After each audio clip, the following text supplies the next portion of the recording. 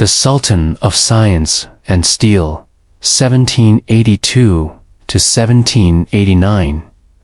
He wore the crown not for comfort, but as a declaration of war. Asterisk, the day he was crowned, he didn't celebrate. He studied maps. He ordered new rockets to be built. He summoned his generals and told them, "Our enemies are not just outside our borders. They sit inside them too." This was no ordinary king. He had inherited a kingdom bleeding from war, betrayed by allies, surrounded by enemies. But instead of mourning, he sharpened his blades. He didn't want peace. He wanted a stronger war. This is the rise of Tipu, Sultan ruler, reformer, scientist, and storm. 1. The young Sultan's first moves, 1782. Tipu Sultan sat on the throne of Mysore. But this was no ordinary coronation. His father, Hyder Ali, had died in the middle of a brutal war. British forces were still invading from the coast. His people were tired. His generals were unsure. And yet, Tipu stood firm. His first act as Sultan was not to rest. It was to launch a counterattack. He struck hard at British forts in the south, forcing their retreat. He defended Mangalore, Bednore, and Coorg like a wall of fire, and within months it forced the British to sue for peace.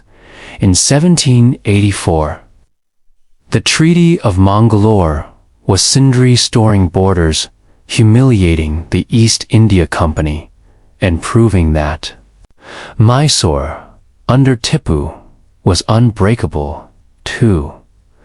The mind of a builder. Not just a warrior, but Tipu wasn't satisfied with victory.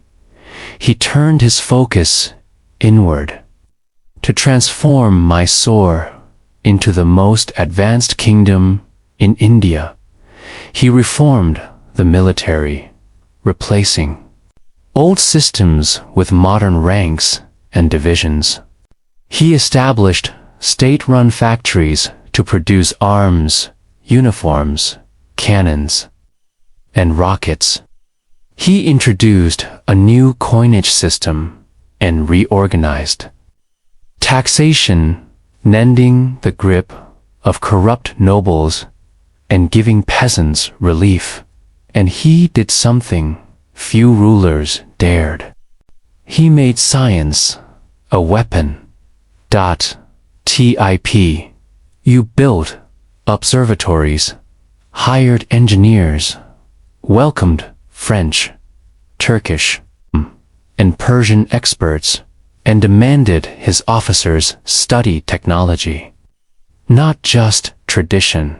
He even sent ambassadors to Napoleon Bonaparte and the Ottoman Sultan, forging bonds of resistance against Britain. 3. The secret behind the iron. Thunder. While British commanders sipped tea in Calcutta, Tipu Sultan was perfecting a terrifying invention, one that would change the future of warfare. Iron-cased rockets. These weren't fireworks. They were military weapons designed to fly over 2 kilometers and explode mid-air, raining fire and shrapnel on enemy lines. He built rocket launch brigades, trained soldiers to carry dozens in racks, and used bamboo and metal for balance and impact when British soldiers would later see them used in battle. They were stunned and terrified. Decades later, the British would copy his rockets, calling them Congreve rockets, and use them in Europe and America. But their true origin was Mysore, was Tipu. Religion, resistance. And ruler Tipu Sultan was deeply religious, but also politically sharp. He ruled as a Muslim sultan in a diverse Hindu-majority kingdom, but he appointed Hindu generals, protected temples, and funded schools of all religions. He referred to himself not as king, but as Padshah, a title that rejected British-imposed hierarchies. He saw his rule as a direct challenge to colonial domination, and his letters, many written in Persian, called on Islamic rulers to unite against British expansion. Tip was no puppet king. He was building an identity for Mysore that was fiercely independent, scientifically advanced, and militarily defiant. But power attracts enemies, and the British weren't done with him yet. The calm before the storm by 1788. Tipu had strengthened Mysore's economy, built its arsenal, trained its army, and opened diplomatic doors to the outside world. But danger was circling. The British East India Company, angry at their losses, was now plotting a massive alliance against him. They reached out to the Marathas.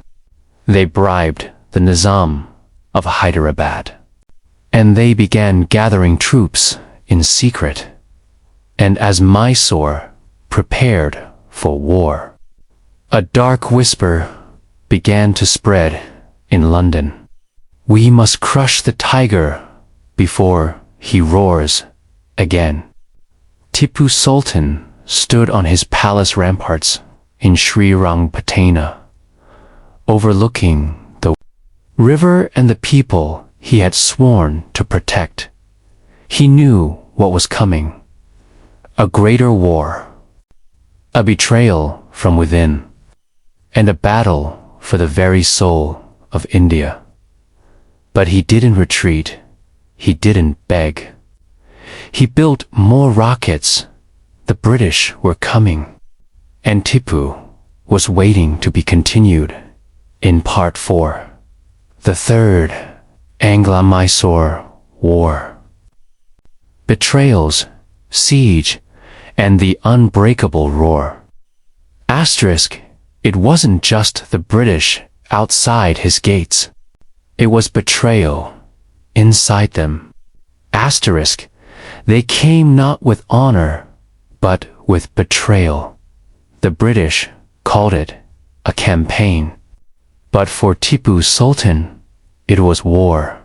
War surrounded by snakes, enemies to the north, traitors to the east, allies turning into assassins, and at the center stood one man armed with fire, strategy, and unshakable resolve. This wasn't a battle for Mysore. This was a war for India's soul. This is the Third Anglo-Mysore War. This is Tipu Sultan. Under siege, won. A war already decided. Without a shot fired in 1789, war returned, but this time, Tipu wasn't surprised. The British had been planning. For years, they had forged a dark alliance. The British East India Company, the Marathas, who once called him ally, the Nizam of Hyderabad, who Tipu had supported in the past, their goal was simple: destroy Mysore, destroy Tipu, divide the spoils. You knew it. He had read their letters, intercepted their bribes, sensed the betrayal. But he didn't plead. He tightened his army. He locked the gates. And he prepared for siege point 2. The provocation in Travancore. The British didn't strike first, not directly. Instead, their puppet state, Travancore, began fortifying territories that belonged to Mysore. Tipu warned them. They ignored him. So he struck. In 1789, Tipu Sultan stormed the Nizam fort, tearing down the walls, crushing the resistance, and sending a clear message: Mysore would not be tested. But the British used this as their excuse. They declared war, and the coalition began to move. Point 3. Fire on all sides by 1790. Mysore was surrounded. British forces stormed from Madras. The Nizam attacked from Hyderabad. The Marathas advanced from the north. 3 armies. One kingdom. One Sultan. Tip. You launched counteroffensives with shocking speed. He divided his forces, executed rapid strikes, and used the terrain to his advantage. At Sathya Mangalam, he halted the Marathas. At Kara, he cut off British supply lines. And everywhere, he used his rocket brigades to terrify and confuse the enemy. But this wasn't a war of honor.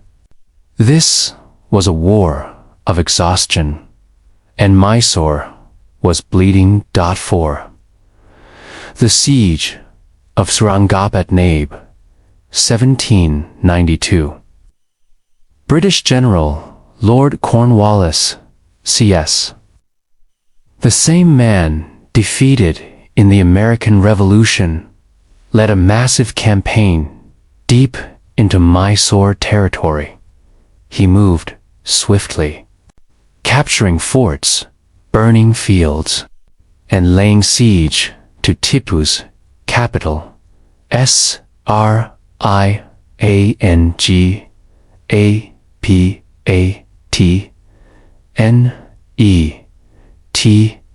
Inside the fortress, Tipu stood, surrounded. He fortified the walls. He organized street defenses. He launched rockets and counterattacks.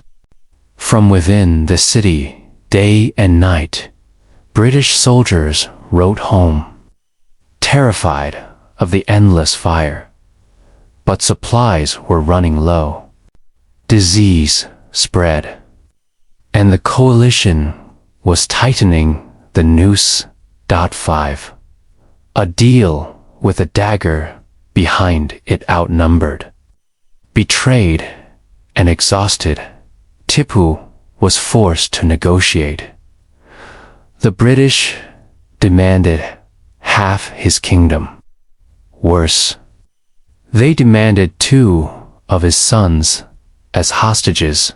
In a cold, silent ceremony, Tipu dressed his young sons in royal robes and handed them over to Lord Cornwallis without shedding a tear. The British expected humiliation. What they saw was steel. Even the British chroniclers wrote, "Never have we seen such dignity in defeat. 6. The Treaty of Srirangapatna, 1792. The war ended with the Treaty of Srirangapatna. Tipu lost nearly half of Mysore's territory. He paid a massive war indemnity. His sons remained hostages in Madras, but he kept the throne. He kept the capital. He kept the fire burning because, in Tipu's mind, this was not surrender. This was survival.